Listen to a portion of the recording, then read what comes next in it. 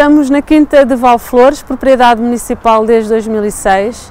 Estamos num espaço que encerra cerca de 5 séculos de história e que congrega em si um conjunto de vivências e de memórias que fazem deste património um património muito particular.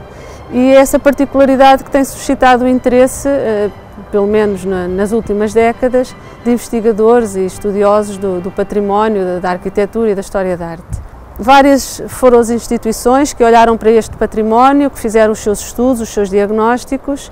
É um facto que há 3 anos atrás o estado do edifício era muito ruinoso, havia inclusivamente o risco de colapso.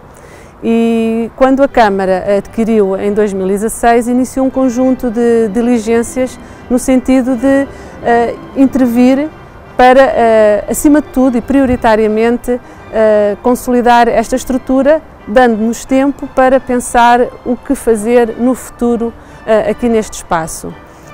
E em 2016 houve a oportunidade de recorrer a fundos do FEDER, através do Programa Operacional Regional de Lisboa, com uma candidatura que previa inicialmente, e era esse o grande objetivo, era consolidar a estrutura.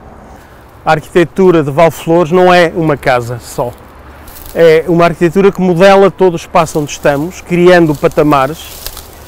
Portanto, estes patamares são artificiais e partem de uma gestão absolutamente extraordinária da água. Portanto, esta quinta tem um poço gigantesco aqui ao nosso lado que marcava uma entrada e que define um percurso marcado também por este aqueduto, no qual vemos técnicas decorativas com ornatos em relevo, que provavelmente marcariam uma entrada nobre, com sons de água e com proteção ao sol no verão, porque haveria aqui toda uma série de construções em madeira que arrancariam do aqueduto e que marcariam um eixo lindíssimo de aproximação à quinta.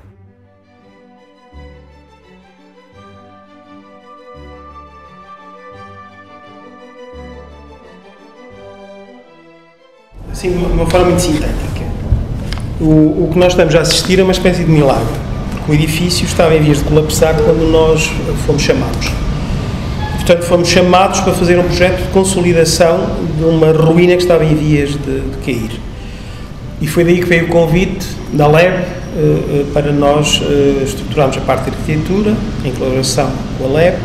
E quando falamos de Valflores também não podemos falar só dos edifícios, temos de falar de um conjunto que é uma das últimas quintas produtivas de Lisboa, renascentista, e que todo o território foi projetado.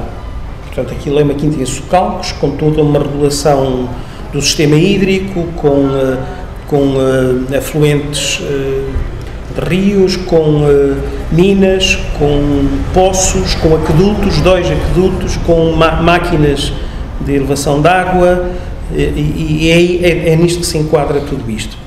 Tínhamos uma zona de sequeiro na parte de cima, com vinha provavelmente e azeitona, e aqui nestes patamares teríamos árvores de fruto que precisam de muita água, e portanto temos uma linha de água que passa aqui que era suplementada por uma série de outros recursos. E qual eram os objetivos destes recursos hidráulicos? Fazer que a quinta funcionasse durante todo o tempo. Valflores tem vindo a ser estudado e olhado sob várias perspectivas, a engenharia e a arquitetura, naturalmente, mas também do ponto de vista da história da arte, do ponto de vista da arqueologia, e especificamente sobre a arqueologia temos tido um acompanhamento da obra, temos tido intervenção ao nível do solo, mas também temos tido intervenção ao nível das paredes. Quando começamos a olhar para as paredes, começamos a identificar um conjunto de situações que nos remetem para a evolução do edifício, e essa informação complementada com a informação que recolhemos no solo permite-nos aumentar o conhecimento deste imóvel, de como é que ele foi evoluindo, foi crescendo ao longo dos séculos, e isso é importante para contribuir para a história deste edifício. Um dos exemplos dos resultados desta leitura das paredes esteve muito presente aqui neste espaço onde nos encontramos, na cozinha, onde começámos a perceber que havia aqui um conjunto de sobreposição de estruturas, de paredes, que inicialmente desconhecíamos e que nos fez, de alguma forma, também alterar a forma como olhamos para este palácio. Havia algumas dimensões que era preciso considerar. Uma delas, muito importante, era a arqueologia da arquitetura, o que levou a que a Câmara de Louros pedisse a colaboração da DGPC, que se deu à arqueóloga Maria Ramalho, juntamente com a arqueóloga da Câmara. Aqui a arqueologia da arquitetura e a documentação têm um valor muito grande e, portanto, também nós propusemos que houvesse um levantamento bastante rigoroso, usando técnicas de laser 3D terrestre e fotogrametria. Foi conduzido pelo professor Luís Mateus e que eu acho que vocês deviam documentar, porque produziu os resultados. Nós temos imagens que vos podemos forneceu uma base de trabalho absolutamente notável, seja ao nível do edifício, seja ao nível de toda a quinta e de todo o território. Nós estamos dentro de um edifício que é um dos principais e dos poucos representantes da arquitetura quinhentista relativa às casas de campo. São poucos os exemplares existentes de casas renascentistas portuguesas e, neste caso, embora evidentemente no meio das obras isso não seja evidente, esta construção é uma das casas de campo mais significativas que chegaram até nós e, sobretudo, que chegaram até nós num estado de degradação, é certo, mas num estado em que a composição, a distribuição do edifício e muitos dos seus componentes, inclusive dos componentes construtivos, eram ainda visíveis. Isto era uma casa de campo com quinta, como era normal as pessoas abastadas terem na altura, do Jorge de Barros, uma pessoa próxima do rei Dom João III, e como casa de campo que era, ela era relativamente pequena, não é exatamente um palácio como se lhe chama normalmente, é uma casa, e é uma casa com os 2 pisos normais de uma casa com as suas atividades agrícolas, com o seu lado rural e com o seu lado de recreio, de lazer. Nesse sentido, ela é equiparável às funções de uma vila italiana e não só nesse sentido, mas também porque a sua composição é uma composição que segue os moldes usados no Renascimento. Pensamos que a casa não está completa, mas o que ela tem é, no piso de habitação, uma grande sala, um grande salão, como que atravessa a casa de uma ponta a outra, como tinham as casas paladianas, e tem uma planta totalmente simétrica, tendo 2 compartimentos para cada lado deste compartimento principal. O aspecto mais relevante desta distribuição funcional é a existência de uma enorme lógia, isto é, uma varanda coberta com o telhado suportado por uma arcada que permitia não só usufruir da vista da propriedade, como dos campos que iam até ao Tejo. Estamos na grande sala de entrada e o que importava aqui referir, além do que o professor João Vieira Caldas disse, era que havia aqui por cima um teto absolutamente espantoso, um teto de asnaria ou de laçaria, um teto mudejar, do qual temos vestígios, sobretudo nesta fachada virada para poente, vemos no topo, do qual temos informação material e do qual temos informação fotográfica, porque se descobriu nos arquivos da Direção-Geral de Edifícios e Monumentos Nacionais uma extraordinária fotografia, que é a única que resta, mas que nos dá toda a informação necessária e que evidentemente vamos restaurar. Mas não se percebe este espaço, que parece um espaço muito pobre na sua narrativa, se não percebermos este pé direito duplo e com um teto absolutamente extraordinário de asneria, que se podem documentar, temos a fotografia no processo e pode ser apontada. E portanto o efeito era projetar toda a atenção para esta porta, que é absolutamente fundamental, com duas janelas com banquinhos de namoradeiras e que nos levava para a paisagem e que aqui é absolutamente extraordinária. Reparem no detalhe desta porta, que é a única em pedra tratada, e que depois vamos ver reproduzidos todos estes detalhes. Ela está relativamente degradada na parte de baixo, mas na parte superior todos os detalhes originais estão cá, o tratamento da pedra. E esta porta de alguma maneira vai ser, e as suas molduras vai ser reproduzida com técnicas mais pobres de tijolo e com rebocos de cal e barramentos apertados, dos quais, se olharmos com atenção, todas as fases construtivas estão aqui ainda presentes. E, portanto, um grau de autenticidade nestes elementos é muito raro hoje. Importa aqui destacar que este trabalho, este projeto, teve por trás estudos de arqueologia e de arquitetura muito interessantes e bastante inovadores, que nos estão a esclarecer quais as fases do edifício. Nós não estamos num edifício feito de uma penada só. Como todas as construções em Portugal, teve várias fases, teve vários tempos e suspeitamos que antes deste edifício havia aqui uma outra construção, que foi parcialmente integrada, e teve depois fases posteriores. A capela já é de uma fase posterior, mas muito próxima da Leonardo da Vinci, não é? Ele desenha Cosa Mentale, prevalece sobre outros fatores. Bem, mas chamo outra vez a atenção que grande parte das materialidades originais estão aqui. Estão afetadas, têm problemas, mas são perfeitamente reconhecíveis.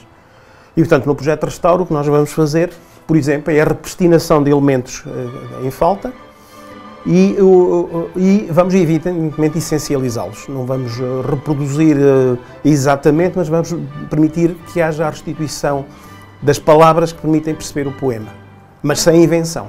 Com as mesmas materialidades? Com as mesmas materialidades. E porque as materialidades não é só pelo fado ou pela saudade, é porque as mesmas materialidades são aquelas que no próprio futuro asseguram melhores condições de não haver diferencialidade de envelhecimentos diferenciais, de haver compatibilidades máximas sob o ponto de vista de física da construção. Portanto, não se trata de fado ou de saudade, trata-se de física da construção, trata-se de ciência e trata-se de desempenho. Mas no meio desta parcial ruína é curiosíssimo como há certos pormenores que se conservam praticamente na íntegra, e um deles são as mísulas de arranque das nervuras. As mísulas de arranque das nervuras, que têm um desenho inequivocamente renascentista, portanto não tem nada de gótico, conservam-se quase integralmente, pelo menos 3 delas. No seguimento desta explicação do professor Vieira Caldas, sobre a coerência disto tudo, desta Gesamtkunstwerk, esta conjugação das artes, por exemplo, se olharmos para os frisos, que eu penso que teriam 2 cores, e que aqui nos caixotões ainda se pode ver, havia uma marcação com uma cor diferente deste pequeno friso que faz os caixotões, e também vemos aqui nestas marcações destas arcarias, corresponde ao que nós vemos na fotografia da Direção-Geral de Edifício e que encontramos nos vestígios do teto da asneria. A asneria teria ou cor ou uma diferenciação de 2 planos, um plano mais profundo e um plano de limite, que corresponde ao que vemos aqui também, e, portanto, no processo de restauro vamos fazer isso. Portanto, não simulando uma cor que não conhecemos, mas definindo um friso que vai dar um jogo de sombras e que nos vai restituir uma espécie de movimentação que era inerente aos tetos mudejados deste tipo. Mas que aqui também temos, se olharmos com atenção para estes elementos, para o perfil, e se olharmos para os caixotões, ele também está cá. Portanto, como dizia o Santo Agostinho, menos é mais e Deus está no detalhe. E, portanto, é aqui, ou nós dizemos que é o mise van der Rohe, mas era o Santo Agostinho. É nestes pequenos detalhes que nós vemos que é uma obra erudita, uma obra de grande capacidade de projeto e arquitetural. Alguém conhece claramente o que se passa fora daqui, que tem acesso a essa informação e que faz uma pequena obra muito simples, muito singela, mas muito interessante. Neste lado, o que nós suspeitamos é que no terremoto, no século XVIII, depois de 1785, a casa deve ter tido um grande abanão e provavelmente este lado foi mais afetado que todo o resto da casa. E porquê? Porque aqui já não encontramos tetos de laçaria ou de asnaria. O que existia aqui era um teto plano, de saia em camisa. O programa decorativo é um programa do século XIX, de stencil. Quanto às pinturas que encontrou, na minha opinião são muito recentes, porque há um ocre e há outras cores, e eu penso que são das campanhas do século XIX e do século XX já. Porque e há os tênceis do século XIX. Há os tênceis do século XVIII, XIX, tudo isso são programas depois dos danos do terremoto. Antes disso, eu também gostaria muito de ter encontrado cor e pintura mural, mas não encontrei. Não era branco, era cor do barramento, o barramento direto em cor. Aliás, o João Pernão, com o espectroclorímetro lá na faculdade, está sempre a fazer, está sempre a insistir connosco que a cal não é branca. Não existe branco. Não há branco na cal. Porquê? Porque a cal se leva a agregados, ganha logo cor por aí. A própria cal muitas vezes não era branca, havia cal parda, cal negra. E isto leva-nos também depois à cozinha posterior, que foi feita aqui ao lado, que também levanta muitas questões, porque no processo de restauro descobrimos por trás das atuais paredes muito mais antigas, que vemos aqui os restos, este detalhe é bastante importante, que eram paredes muito mais subtis, muito mais estreitas, com elementos de artes da cal lindíssimos, que nos levam a suspeitar que aqui houve uma outra varanda sobre a paisagem. Algumas abóbadas tiveram de ser reconstruídas, portanto, mas de cima para baixo a degradação vai entrando em curso. Mas, principalmente, é muito interessante isto, que é muito raro acontecer, que é um edifício não ter infraestruturas. As infraestruturas são muito violentas, evasivas, porque obrigam a fazer roços e a abrir caminhos para elementos que não fazem parte da gênese do edifício, não é? E portanto esse foi o primeiro confronto. E depois, um pouco antes até de entrar a equipa dos arqueólogos, a nossa equipa teve um pouco que fazer de arqueologia direta, não é? Porque era a única forma de conseguir interpretar e transpor aquele edifício num desenho com o mínimo de rigor possível, não é?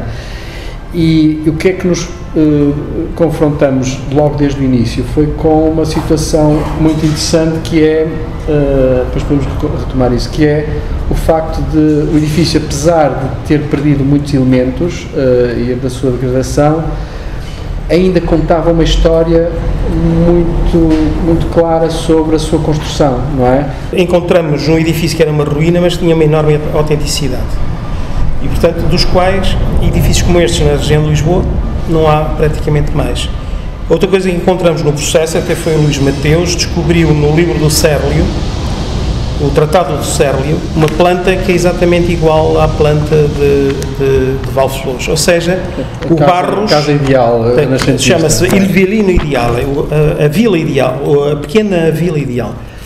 Ou seja, Barros, o cliente, conhecia o melhor que havia na Europa no século XV e XVI, e muito provavelmente esta casa tem o desenho de um arquiteto muito informado sobre as questões do Renascimento. Tinha que conhecer o Tratado do Cérlio. As abóbadas apresentavam, algumas delas, níveis de deformação que já não era possível só consolidá-la. Só consolidar, ou se fôssemos consolidar com outras técnicas, iriam ser técnicas muito intrusivas, com materiais que não iríamos querer utilizar. Então o que é que passou? Fizemos um estudo exaustivo de como é que estas abóbadas teriam sido construídas, perceber como é que eram feitas as nervuras, como é que eram feitos os alinhamentos dos panos, e o facto de elas serem construídas sem recurso a cimbre. Finalizámos esta primeira fase de consolidação e chegamos à obra e achamos que não foi feito nada, porque olhamos e não vemos nada, ou seja, a única coisa que temos vestígios são os tirantes no piso inferior, é a única coisa que vemos, porque sim, não tem lixo. Mas a imensa trabalheira para parecer que não fizemos ou seja, não se vê nada, e era isso mesmo que queríamos, ou seja, nós não queríamos nem deixar nenhuma marca, nem que fosse nem materiais novos, ou seja, este projeto foi todo feito sem referência a cimento Portland, ou seja, é um projeto limpo praticamente de cimento Portland. A Carta de Atenas é muito clara, o restauro termina quando a hipótese começa. Portanto, não estamos a trabalhar com hipóteses, porque não estamos a inventar ou nem sequer estamos a repropor soluções contemporâneas. Estamos a restaurar, de facto, o texto original, tirando como referência elementos que estavam em sítio ou que estão em sítio. Com a ajuda da Associação Local de Defesa do Património foram feitos eventos ao longo do tempo e serão feitos outros. Foi proposta que fosse registado toda esta aventura por fotografia e por filmagens, para fazer no futuro um filme. Poderá haver exposições até, e propusemos que, por exemplo, na fase 3, quando começamos a restaurar determinados espaços, antes de ir para um espaço, podemos fazer exposições no espaço anterior do que vai acontecer, envolvendo assim as pessoas.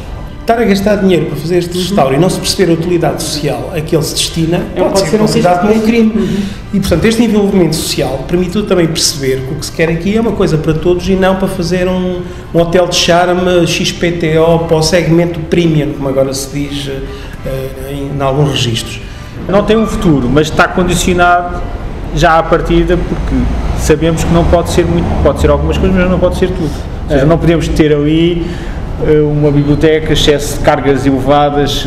Ou seja, o que nós quisemos fazer com o projeto é que levar o projeto a um determinado caminho que condicione de alguma forma também aquilo que se irá fazer no futuro, não é? E tem que continuar a ser uma casa, não é? Não faz muito sentido estar a fazer pisos quando nós não sabemos as exigências funcionais que vão acontecer, isso é na fase seguinte. A ideia que existe neste momento é que os jardins e todo o sistema agrícola tem que ser visitável e permeável por toda a gente. A instituição que venha para aqui tem que facilitar o acesso, mas tem que gerir isto sem provocar encargos incomportáveis a longe. No momento em que se perspectiva o início da segunda e terceira fase de obras, temos que começar também já a perspectivar o futuro, depois da obra. Qual a utilização que se vai dar a todo este património? Existem princípios básicos que estarão sempre subjacentes a qualquer programa que venha aqui a ser implementado. O primeiro deles é que este espaço terá que ser de fruição pública, terá que ser um espaço que seja utilizado e sentido pela população. Outro princípio básico de que teremos sempre que ter presente será a utilização, a rentabilização dos recursos naturais que esta quinta oferece.